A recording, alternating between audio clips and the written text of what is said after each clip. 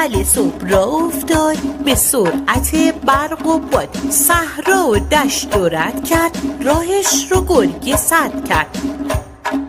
پرید جلوش و پرسید ای زن گیسو سپید، کجا میری تو این دشت؟ یه وقت ندید تو از دست.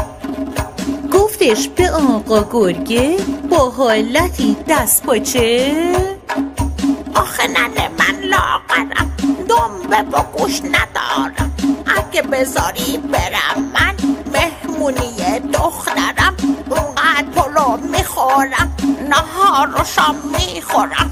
وقتی که چاق و چله شدم برات خوشمزه، اون وقت میام به پیشت بخور منو که نوشت.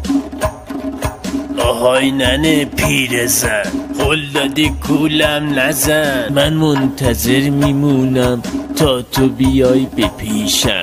ننه پیرزن رفت و رفت تا که نشید سر غم، به خونه دخترش تنها یارو دلبرش. سلام سلام مامانم، مامان مهربانم، تنگ بود دلم برایت، برای روی ماهت.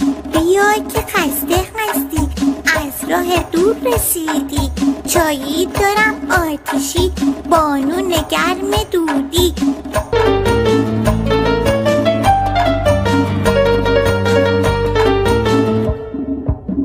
خلاص مادر بزرگ رفته کدوی بزرگ، دختر هم قلش داد به سرعت برق و باد. میونه راه ناگهان رسید به شیر سلطان، شیر گرسنه گربی از کدو تنبل پرسید وای کدو قلقل زن، ندیدی یک پیرزن؟ پیرزن